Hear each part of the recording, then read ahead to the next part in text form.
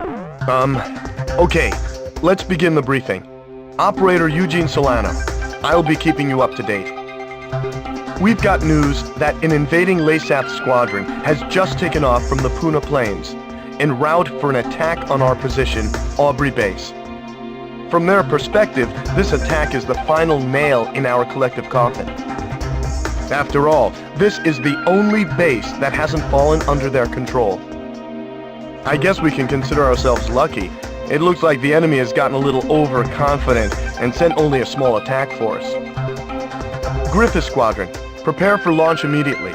Fly around the mountains and avoid enemy radar. Oh, I forgot. The enemy squadron consists mainly of bombers supported by several fighters. Please protect this base and destroy the enemy bombers. If everything goes well, we should be able to get the upper hand on the enemy in this area. Alright, please prepare for launch. Let's pay back the LASAF forces with at least one defeat. One final thing. During combat, my codename will be Crux. I will keep you up to date on the battle situation, so please pay attention to your radio.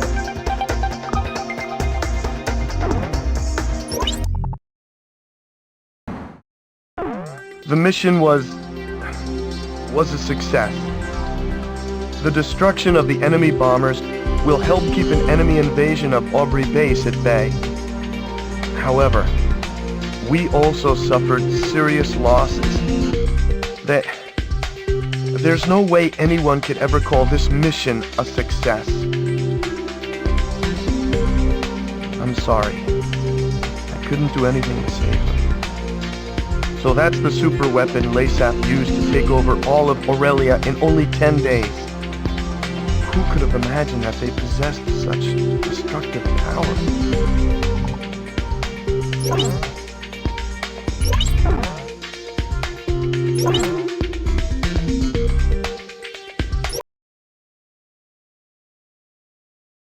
The airborne fortress nearly wiped out our entire attack force. Even with you, sir, our remaining aerial attack strength is severely limited. We no longer have the necessary manpower or supplies to pursue Leipnir. In addition, there are reports of enemy forces gathering at Fort Patterson. If we don't move soon, it will only be a matter of time before they attack from behind. Given the situation, we are left with only one plan of attack. On the plains line between Aubrey Base and Fort Patterson. LASAF forces have hastily constructed a resupply base to house the large quantity of supplies needed to support their troops. Attack Puna Base. Destroy all part bombers and base facilities. Take away the enemy's ability to fight. If you succeed, we'll gain an important foothold for an attack on Fort Patterson. And with more, we'll gain the supplies we need to win this fight. Unless we succeed in taking his base, that's it for our supplies. Please don't go elsewhere.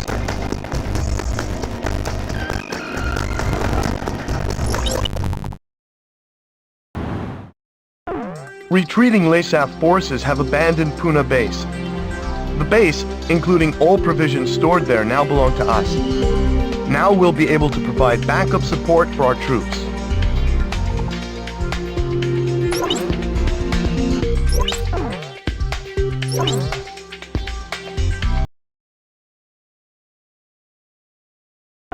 The battle to retake Port Patterson is about to begin. Our scattered forces have come together for this battle. They're few in number, but we've managed to assemble a small ground force. However, the LASAF fleet continues to gather in Port Patterson, and the presence of the Transportation Corps has also been confirmed. Having lost Puna Base, it appears LASAF now intends to shuttle in troops and supplies overseas. If any more ships dock at Port Patterson, enemy strength will become more than our ground troops can handle. In order to prevent this, we need you to launch a preliminary strike on Port Patterson. Destroy all enemy supply vessels, landing ships, and freighters. In particular, try to keep as many enemy landing ships from entering the port as possible. Battle supplies must not reach the enemy. The number of enemy landing ships inside the port will be displayed on the MPG in the upper right-hand corner of your HUD. If the MPG reaches the max level, our forces will no longer be able to retake Port Patterson. This time, a substantial enemy counterattack is to be expected. It seems the loss of Puna Base has put them on guard. Please be careful.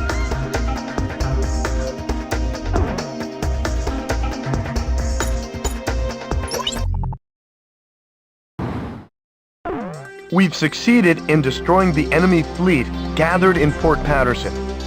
Our ground troops scored a major victory by using the chaos caused by our attack to storm in and secure the port. We freed Port Patterson from the hands of the enemy. It's still kind of hard to believe.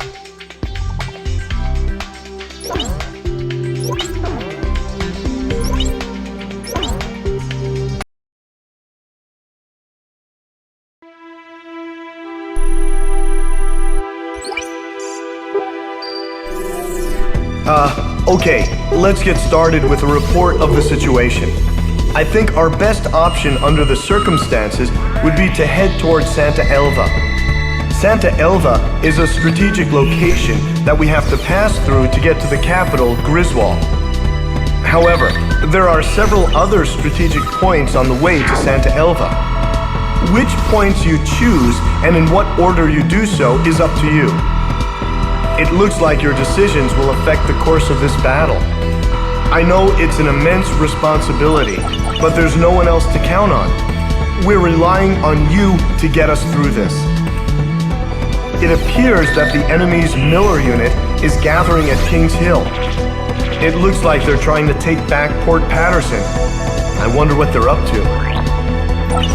Next, we have reports that the Allied Davis unit is cut off at Stand Canyon. Gleipnir took off from Puna Base and is currently standing by at Terminus Island. With the long strike range of the Gleipnir, there's not much our forces can do. It appears that the enemy is moving towards Stand Canyon to eliminate our remaining forces. We'll need those remaining forces in our attack on Santa Elva, so I think we should probably send help. If left alone, they'll be helpless against the aerial fortress, just like what happened to us at Cape Aubrey. Also, Santa Elva is a key location for the enemy, and I think they'll concentrate their forces there. We'll have major problems if they send in their aerial fortress. I'll give you more details once you decide on a route. Please tell me which route you plan to take.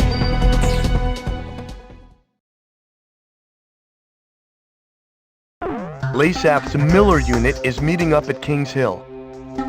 Based on the sheer strength of the enemy force, an offensive aimed at retaking Port Patterson appears imminent.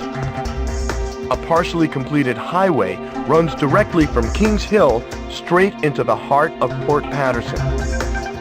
The enemy intends to use this highway to swiftly spearhead its way through our defenses. Their ground forces must be destroyed if Port Patterson is to remain ours. Our soldiers are in a precarious position. If they are attacked now, they will have no choice but to abandon the port. One more thing. On the highway leading to Port Patterson, there is a tunnel. If an enemy tank makes it to the tunnel, it will be beyond the reach of any air assault. If even one enemy tank enters the tunnel, our mission will fail. Please make sure this doesn't happen.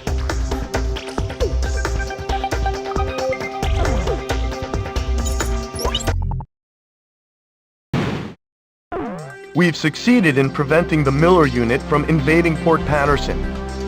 Lasaf forces are in retreat. Let's hope they've learned their lesson and think twice before trying to take Port Patterson again.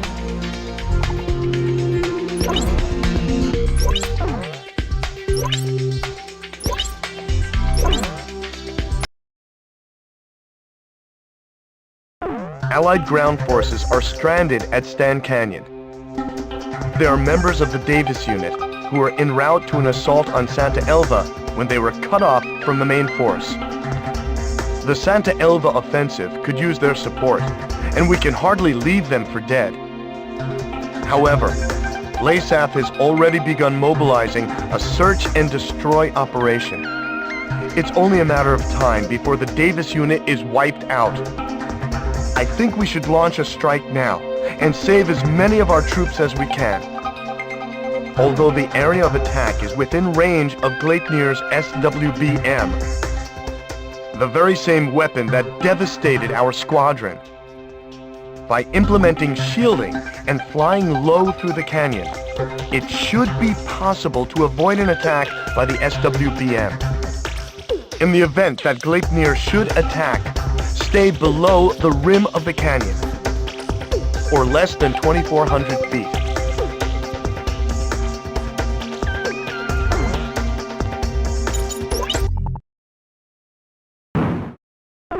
We've succeeded in rescuing the Davis unit from the enemy onslaught.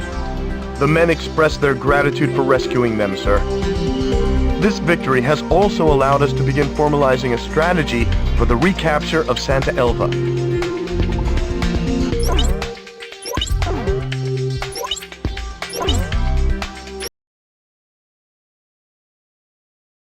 Terminus Island is home to both vital Aurelian oil fields and the Gleipnir's hangar.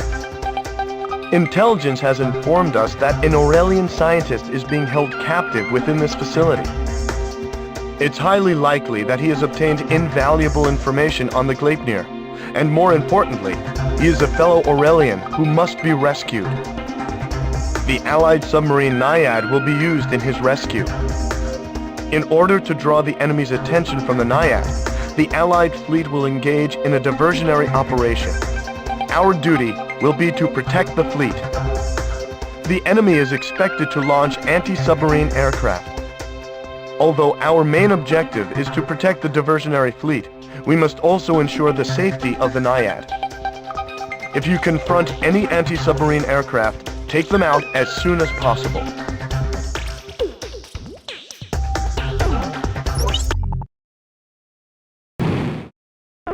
The mission was a success. The Naiad has returned to port safe and sound. Thanks to the recon data from the Naiad, we've started to make some sense of the Gleipnir stealth system. It'll take some time to fully analyze the data, but it looks like there might be a way to partially shut down the stealth system. This information may help us gain the upper hand in our battle against the Gleipnir.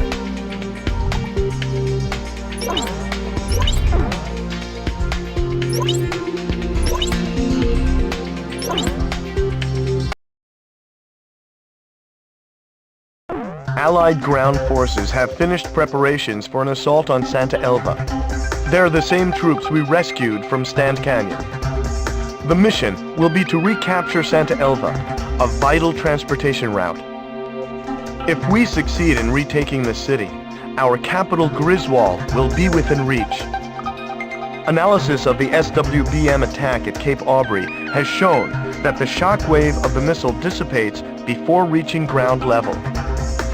Therefore, an assault by our ground forces has a much higher probability of succeeding. The mission can commence at any time. The Gleipnir has troubled Aurelia long enough. The time has come to drive it out.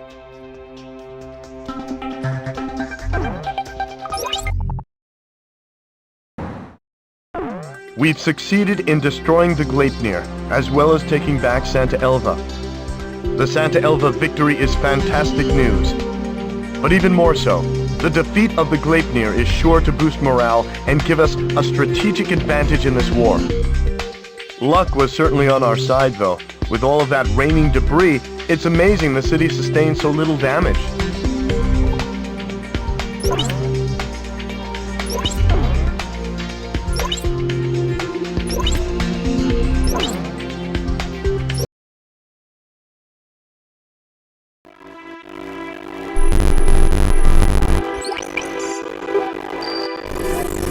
Alright, let me brief you on the main locations on the route to Griswold. Sir, please choose a route. First, when enemy soldiers are regrouping at the Kronstadt and are planning an attack on Santa Elva. They currently aren't a threat, but we're curious as to what they're planning. I guess we're not much different from them in size, right? The enemy Special Forces skill unit has set up camp at China Air Base.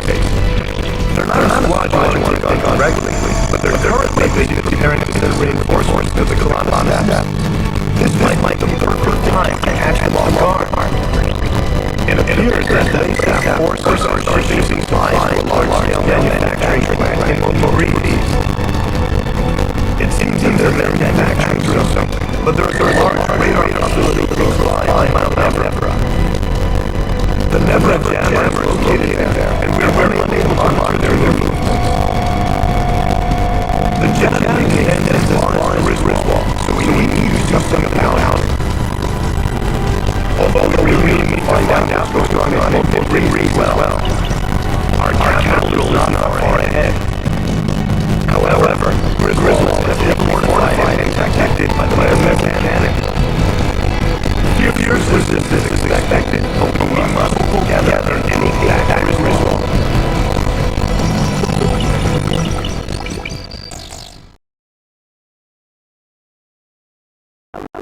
We have obtained information that enemy stragglers from Santa Elva are gathering on the Kalana Steps.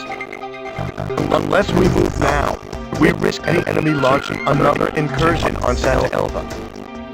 It appears that they are also expecting reinforcements and supplies from the Sachana Air Base to the northeast. If the remnant forces and the reinforcements are allowed to regroup, they could pose a problem.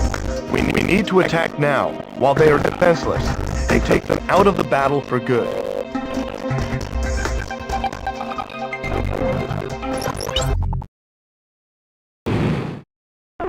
The concentration of enemy troops on the Kalana Steps has been eliminated, allowing us to concentrate on Santa Elva. We can now freely continue our advance without having to constantly watch our flank. I apologize for letting enemy reinforcements get the drop on you. I should have been paying more attention to their movements. It won't happen again. That is all.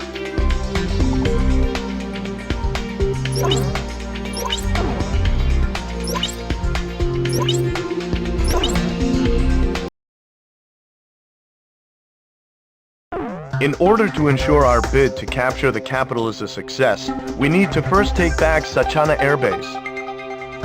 Sachana Air Base is our country's largest air base. The enemy incurred heavy losses during the previous battle at Kalana Steps, resulting in a near-complete loss of air power in this area. However, enemy ground troops have already begun to form a formidable intercept force in their stead. The surrounding woods would put our ground troops at a distinct disadvantage, so a helicopter unit will be used to carry them in. Your mission, sir, will be to protect the helicopter unit until they can safely land at the target. Intelligence reports that enemy troops trained in guerrilla warfare and familiar with the terrain are holding this point.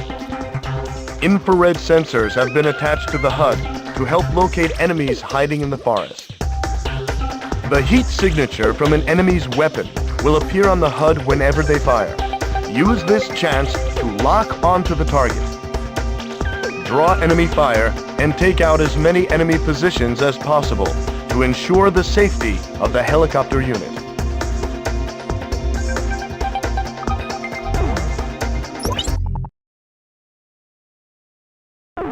The helicopter unit has brought Sachana Air Base under their control. The mission is a success. Air power from the base will be a vital asset, especially in the battle to retake Griswold. I have the feeling the day of our capital's liberation is not far off.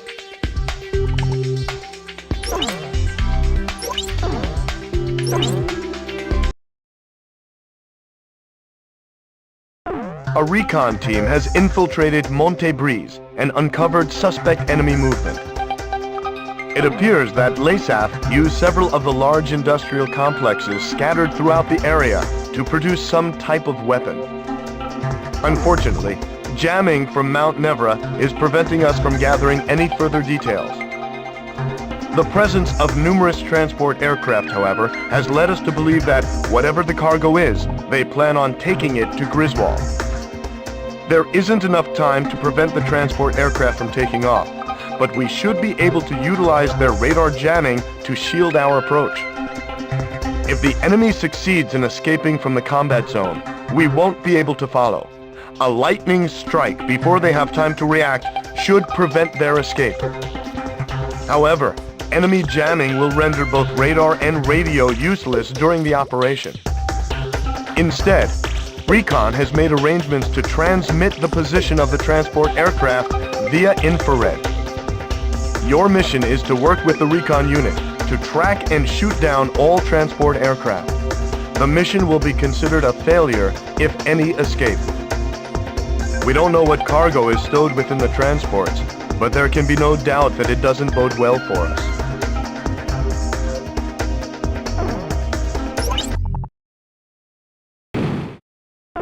All transport aircraft that took off from Monte Breeze have been destroyed. They were trying to escape with MBSRs. Apparently, they were used to intensify the meson cannon's beam. It gives me chills just to think about what might have happened had those things been delivered.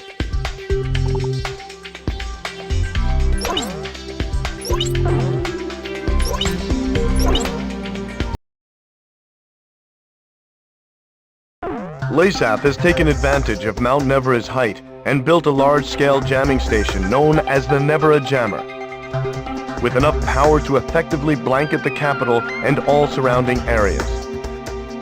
Responsibility for taking care of the jamming station before it further interferes with the war effort has fallen into our hands. An array of high-performance SAMs and AA guns provide the Nevera Jammer with a formidable defense. The high-performance SAMs are difficult to avoid, even for the most advanced aircraft. You're done for the second you fly within range. ECM pods are of no use here either.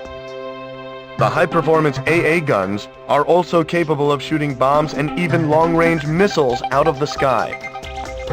We must first deal with this threat before we can move in for an attack on the jamming facility itself. Therefore, we must destroy the electric power transmitter that is providing them with energy.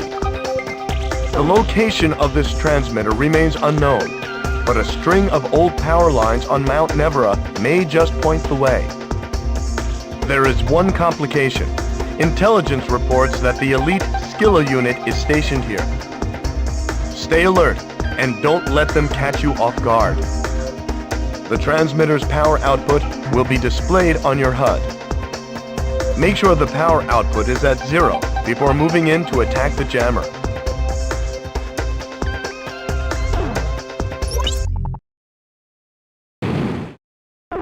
We've destroyed the Nevera jammer and freed up the airwaves. Now we have a clear view of Griswold. Sir, let's end this war.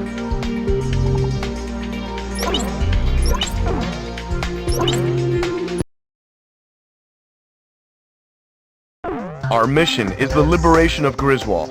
I'll explain the details. Griswold is protected by the meson cannon. The cannon would have posed a much greater threat had LASAF succeeded in delivering the MBSRs. Thanks to your efforts in stopping their delivery, our ground forces should be able to approach the capital unhindered. If Allied forces are able to make their way to the center of the Atmos Ring and into Gaia's Tower, they will be able to take control of the enemy central command and free the city. It will be our duty to support the troops from above. LASAF's army is prepared for us. We expect this to be a fierce battle for both sides. Although the energy output of the meson cannon is unstable, it can still inflict considerable damage to any Allied units caught within firing range. The more damage we inflict to the meson cannon, the easier it will be for our troops to take the city. The capital's liberation is finally within our grasp. Sir, please decide the course of action.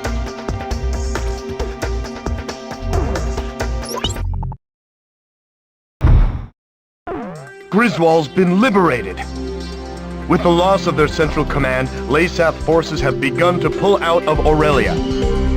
The streets of Griswold are overflowing with citizens celebrating the defeat of the LASAF oppressors. Even soldiers have joined in the celebration.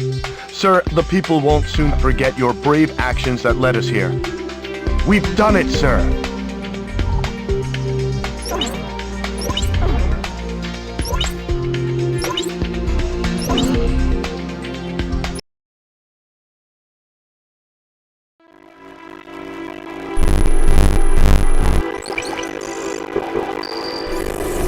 I have updated situation report.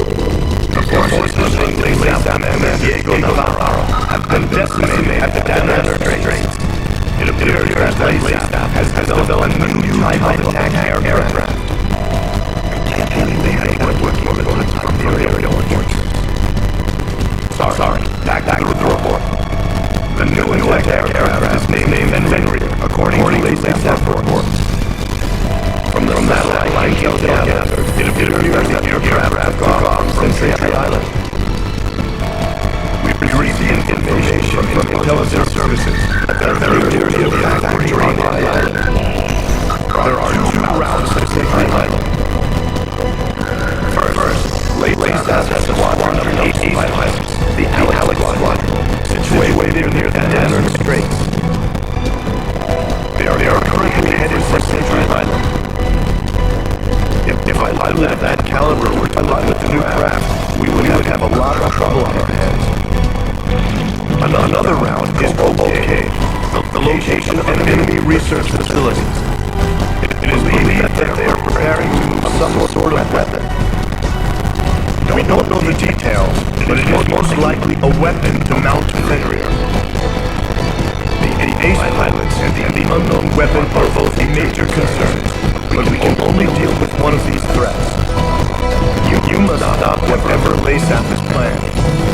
You are about to enter Leysa territory.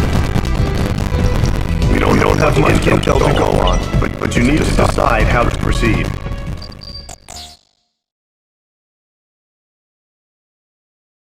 Intelligence has confirmed the outline of a squadron of Leysath fighters bound for Archelon Fortress. A sympathizer from within the enemy has informed us that the squadron is none other than Leysath's elite Alex Squadron. If they were to capture Archelon Fortress's Fenrir, one can only imagine the devastation they would cause. The Danner Straits could provide us with a chance to intercept them before they reach the fortress. Your mission will be to take on this elite air unit. You must destroy them all.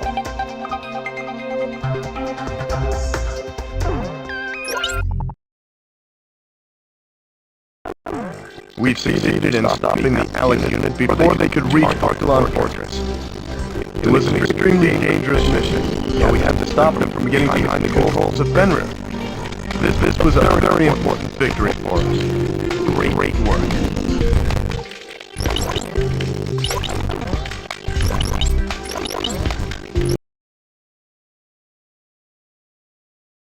The new weapon under development at Cobalt Cave has been relocated to Archelon Fortress. We have learned that it's an HPM to be mounted to Fenrir. The weapon's targeting system relies on orbiting satellites, so we should be able to reduce the weapon's accuracy by disabling the satellite ground control center at Cobalt Cave. With the bulk of the enemy forces shifted to Archelon Fortress, the enemy poses little threat at Cobalt Cave. However, with the threat that Fenrir poses, we must take this opportunity to minimize its capabilities. Destroy all of the satellite antennas at Cobalt Cave.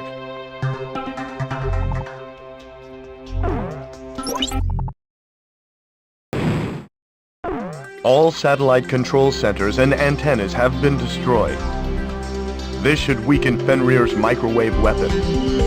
Archelon Fortress is the final obstacle standing between us and total victory, sir.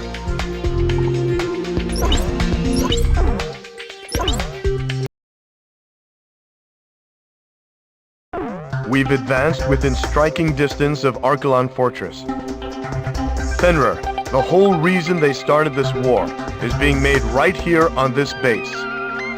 It's our duty to wipe this base clear off the map. The HPM has been transported to Archelon Fortress from Cobalt Cave, and it appears it has already been fitted to Fenrir. The weapon works by emitting microwaves from both Fenrir and Archelon Fortress, to create an overlapping field effect, detonating all fuel caught in between. Fly too slow for too long, and you'll be tracked by the targeting system. If you don't escape quickly, your fuel tank will explode. Thankfully, the targeting system has been impaired by the destruction of the satellite targeting facility at Cobalt Cave. Even with the targeting system impaired, the HPM still poses a threat. Be careful. We've also received intel that the Archelon Fortress is equipped with the same type of shock cannon employed on the Gleipnir. Sir, we've succeeded in freeing Aurelia. The war should have already been over for us. But someone has to put an end to this.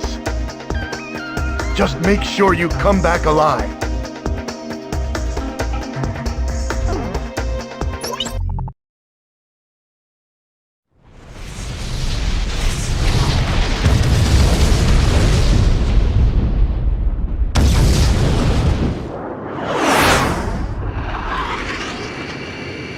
The fortress has really been destroyed! He was able to fly his way through those shockwaves. Incredible! You've done it, Grievous 1! I knew our ace could do it. That's the Southern Cross for you. It certainly is. He's Aurelia's hero after all. Crux to Griffiths 1. That was a little too risky, sir. It made me nervous just watching you. It wouldn't feel like a victory if you weren't there to celebrate it with us, sir. When you think about it, you can't help but feel sorry for Laysath's soldiers. They were nothing but pawns in Navarro's sick game. Well, it's finally over, isn't it? Let's head home. To Aurelia.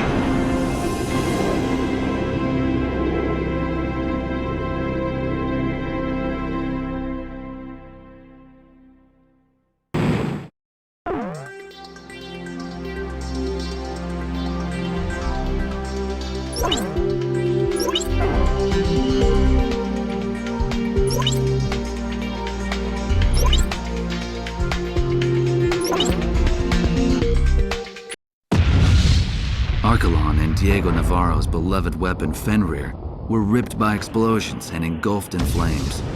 While these images flashed on the screen, the eyes of the press watched as the enraged citizens of Laysath stormed in on commanding officer Diego Navarro. When the rage of the thousands had finally subsided, it is said that there was nothing left but the shattered remains of Fenrir. It's ironic that the stage for the unveiling of his greatest triumph would be his ultimate undoing. When it was all over, I tried to get an interview with the Southern Cross, only to find that he had already returned to Cape Aubrey. He said he's never really liked hot weather. Eugene Solano, the young radio operator, answered sheepishly. Peace had returned to Griswold, and it was now covered in the colors of the Christmas season. I went ahead and bought myself a figure of Santa, the kind that I could only find here. Albert, I thought you couldn't stand the Southern Hemisphere. A fellow reporter said to me as he saw the Santa figure, a memento of this Southern Hemisphere of backward seasons. I like the design, I said as I embarrassingly showed it to him. It bore the emblem of the Southern Cross.